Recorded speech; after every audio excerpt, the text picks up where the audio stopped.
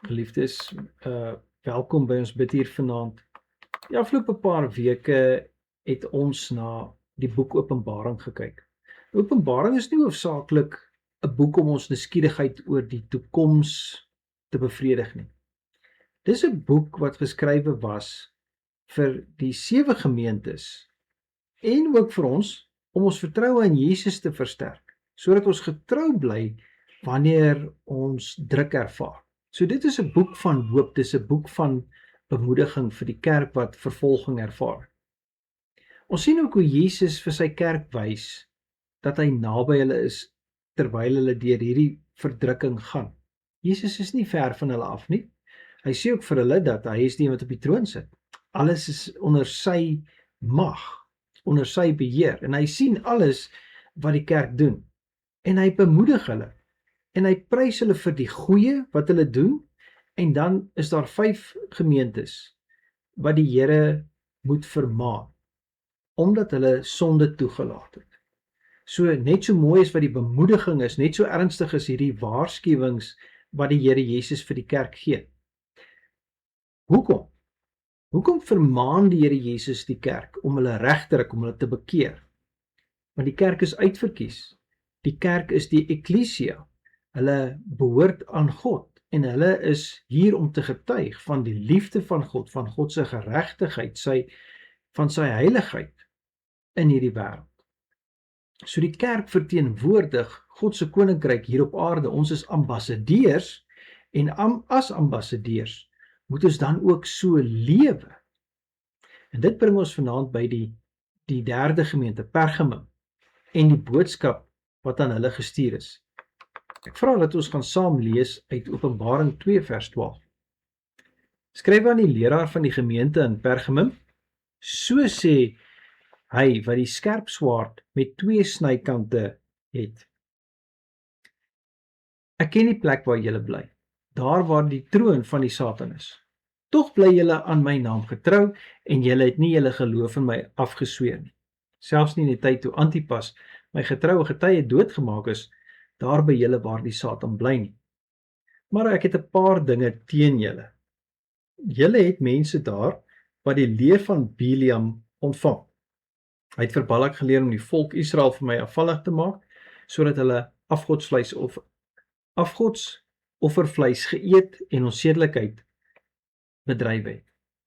En so is daar onder julle ook mense wat die leer van die Nikolaïte aanhang en dieselfde sondes doen. Bekeer julle nou, anders kom ek gou na julle toe. Ek sal daardie mense bestry met die swaard van my mond. Elkeen wat kan hoor, moet luister na wat die Gees vir die gemeente sê. Aan elkeen wat die oorwinning behaal, sal ek van die verborgde manna gee, en daarby sal ek vir hom 'n wit steentjie gee, met 'n nuwe naam daarop gegraveer, wat niemand anders ken nie, net hy wat dit kry. Ons lees net so ver uit die woord van die Here. So sê hy wat die swaard met 2 snykante het. Dit is 'n baie belangrike beskrywing van die Here Jesus Christus. Hy kom nie met 'n fisiese swaard nie, maar hy kom met die swaard wat uit sy mond kom, soos ons lees in Openbaring 1 vers 16.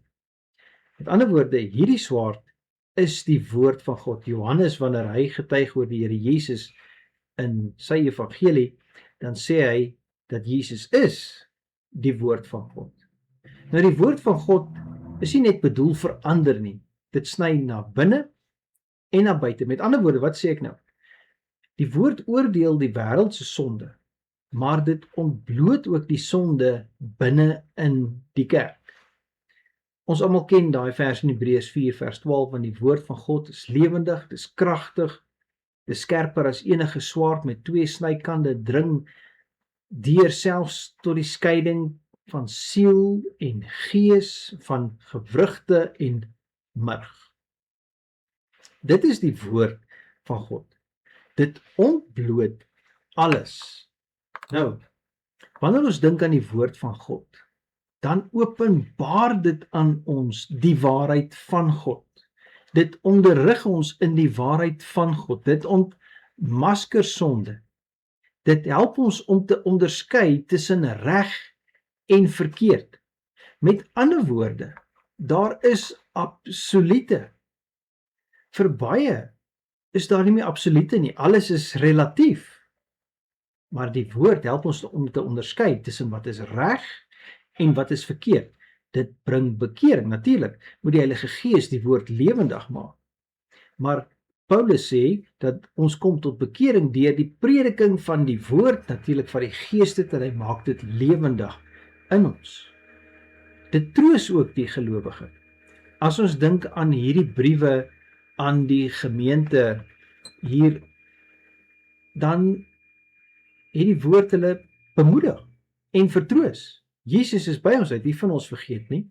Ons het 'n toekoms. Ons het 'n hoop, 'n vaste hoop, 'n lewende hoop.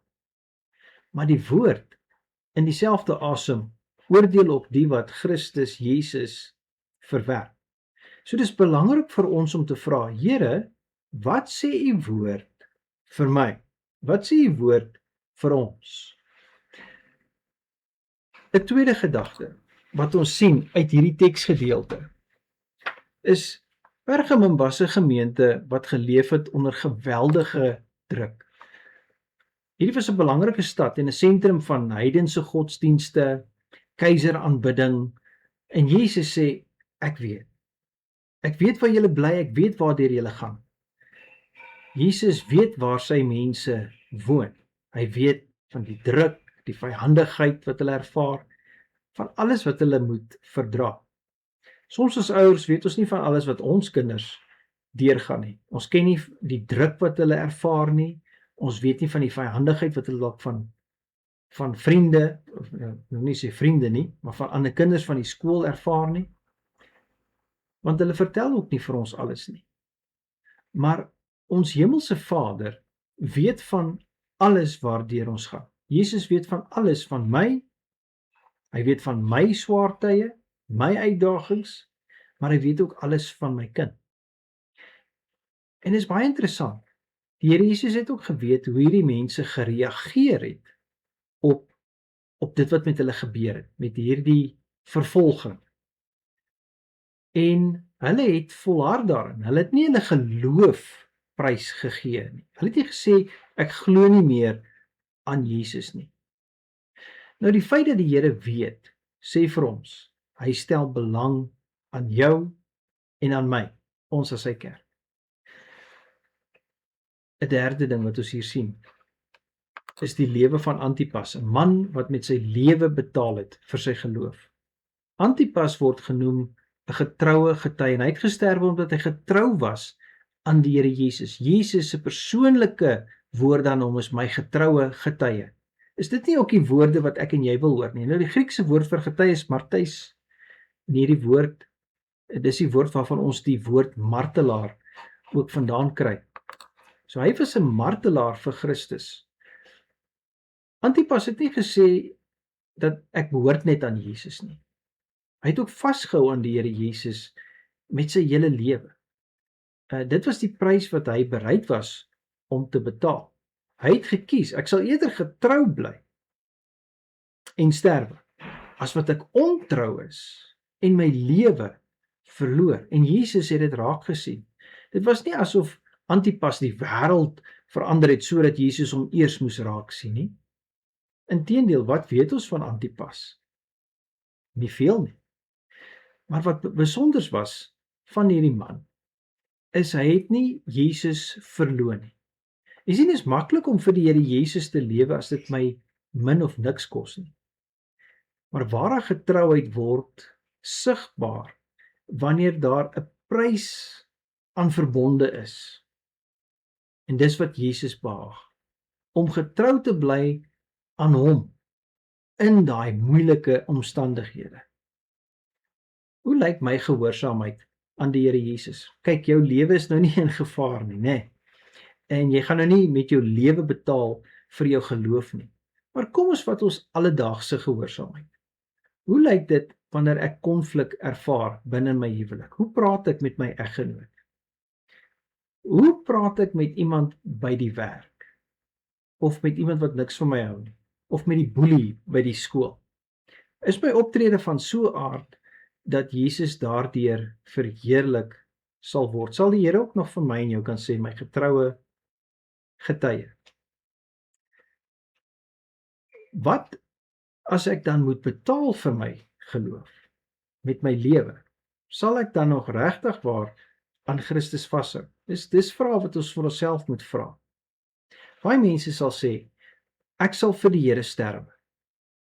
Terwyl baie min mense met hart en siel vir die Here lewe. So dis die eerste ding. Kom ons lewe voluit vir die Here. 'n Vierde gedagte in hierdie teksgedeelte is Jesus het iets teen hulle. Nou draai die hele ding in 'n negatiewe toon. En hier's 'n belangrike beginsel. 'n Gemeente kan baie dinge reg doen en steeds op 'n belangrike gebied verkeerd wees. Nou, hierdie gemeente het nie Jesus verloon toe hulle verdruk was nie. Hulle het getrou gebly. Maar hier is die ding. Hulle het sonde toegelaat. Nie almal in die gemeente nie. Die Here sê daar is van julle. Maar die res van die gemeente het niks hieraan gedoen nie. En dit steel die getuienis van die kerk.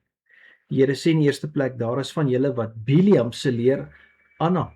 Met ander woorde, hulle het 'n kompromie met die wêreld gemaak. Hulle probeer nou aan dieselfde juk as die wêreld trek.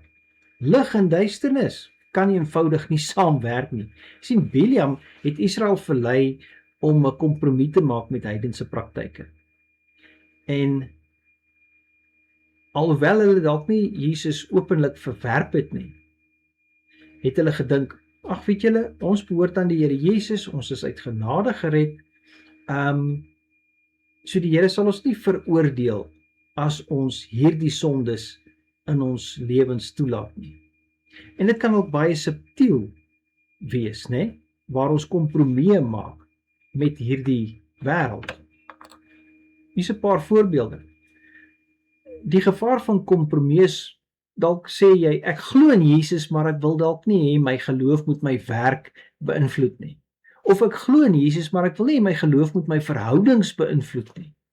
Ek glo in die Here Jesus, maar my geloof moet nie my seksualiteit beïnvloed nie. Of my geld beïnvloed nie. Of my leefstyl beïnvloed nie. En Jesus sê, ek het dit teen jou. Hy vra nie net 'n gedeelte van ons lewens nie. Jesus vra ons hele lewe. En hierdie gemeente van die lidmate het 'n kompromie begin maak. En hulle het vir die Here probeer leef en vir die wêreld probeer leef. Met ander woorde, hulle het op die regte pad en die verkeerde pad te gelyktydig probeer loop. En Jesus sê daar's 'n breë weg en 'n smal weg. Daar is nie 'n middelweg nie. Die tweede ding wat die Here Jesus hier noem is, daar is van julle wat die leer van die Nikolaïte aanhang. So van hulle het Biliam se leer aangang, van hulle die Nikolaïte se leer aangang. So dit lyk of daar 'n kompromie was met afgodsdiens en onsedelike praktyke. Die probleem is, hulle het gedink ons kan Christus volg en steeds deel wees van die wêreld se sondige praktyke. En dit sien ons is ook 'n probleem in die kerk vandag. En daarom moet ons nie geskok wees en dink, "Hai, kyk wat doen party kerke nie." Dit is al so oud soos die kerk, om kompromieë te maak met sondes wat God se woord verbied. Maar die Here Jesus sê hier, ek aanvaar dit nie. Nou, Jesus reageer. Jesus se antwoord op dit is baie eenvoudig. Bekeer jou. Hy sê nie verduidelik dit nie, hy sê nie regverdig dit nie, hy sê bekeer jou. Bekeer beteken ek draai om van die verkeerde pad af, ek stop dit, ek draai terug na God toe, ek begin weer die regte ding doen. En Jesus sê, as jy nie gaan bekeer nie, gaan ek oorlog kom maak teen jou met die swaard uit my mond. Jesus sê nie, ek sal teen die getroue kerk oorlog voer nie. Sy waarskuwing is vir die wat die sonde goed praat, vir die wat ander so leer, vir die wat dit toelaat om te gebeur, en die wat dit self beoefen. Hy sê, ek sal teen julle kom oorlog maak. En hy sê, hy sal met die swaard uit sy mond oorlog maak. Met ander woorde, dit sal 'n regverdige oordeel wees.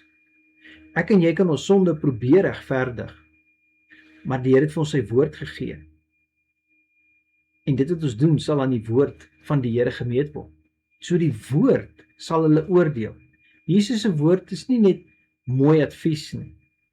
Ag, doen nou dit, maak so nie. Die woord van God staan vas.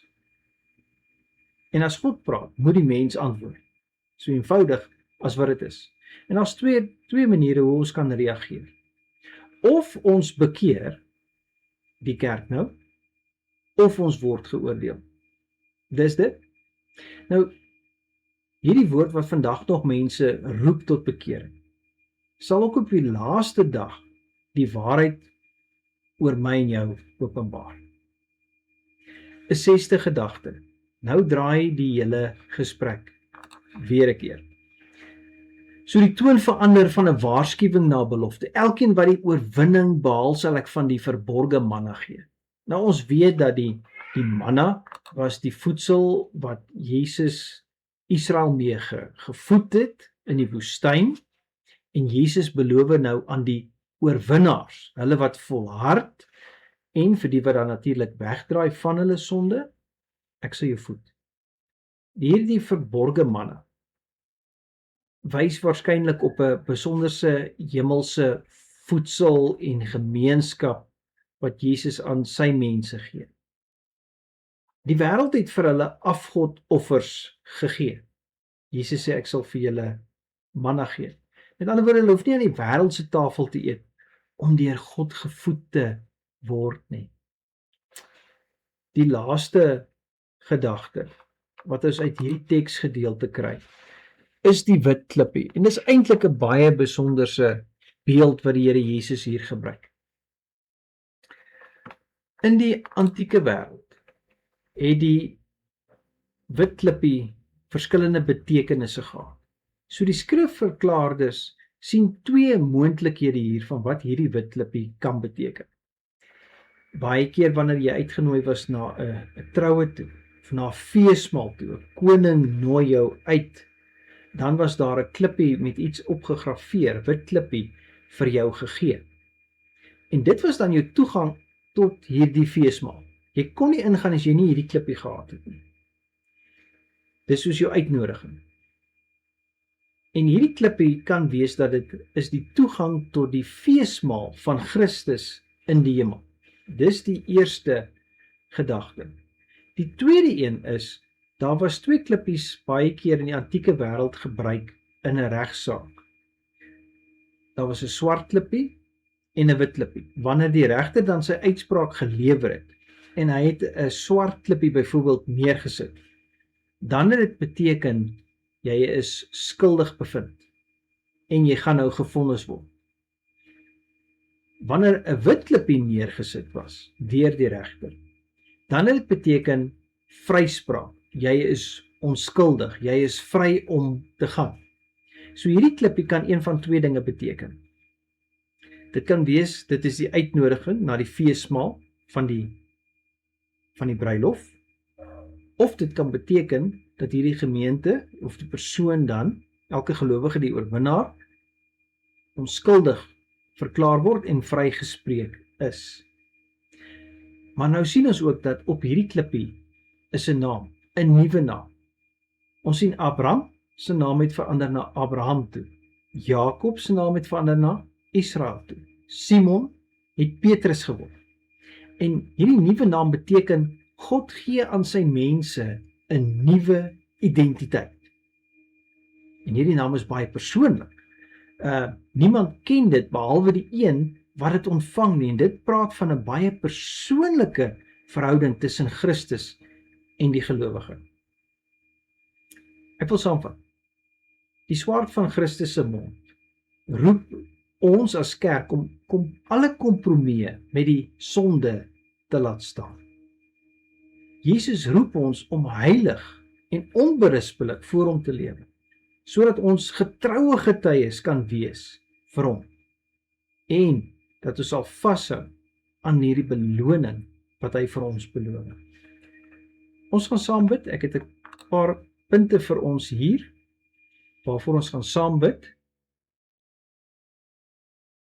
En dat ons as kerk sal groei in heiligheid, toewyding en in liefde vir God en vir mekaar. En dat ons sal ag slaan op die woord van die Here. Kom ons bid saam. Hemelse Vader, ons bid dat ons gehoorsaam sal wees aan die woord. Dat ons 'n heilige vrees vir die woord sal hê. Dat ons die woord ernstig sal opneem. En dat ons nooit ons eie waarheid bo die skrif sal stel nie. Geef vir ons daardie genade, Here, om die knie te buig voor u woord wat die waarheid is. Ons bid ook, Here, dat u vir ons die genade sal gee om gehoorsaam te bly onder druk. Dat ons gehoorsaam sal bly wanneer ons in konfliksituasies kom. Dat die manier hoe ons optree altyd sal getuig van u, van die werk in ons en dat u daardeur verheerlik sal word. Ons bid ook vir onderskeiding teenoor kompromieë. En ons bid, Here, dat u ons sal bewaar van verkeerde leer wat daar buite is. Skenk vir ons die genade om nie kompromieë te maak met sonde nie. Ons bid ook, Here, vir ware bekering in ons eie lewens. Ons weet, Here, dat ons op 'n daaglikse basis voor u kom en ons sondes kom bely. Die woord sê dat hy wat beweer hy het nie sonde nie, is 'n leienaar en die waarheid is nie in hom nie. So ek bid, Here, dat ons sal vinnig reageer wanneer die Gees en die woord ons oortuig. Ons bid ook vir die genade dat ons sal volhard, dat ons oë gerig sal hou op Jesus, die begin en die volëinder van ons geloof. Amen.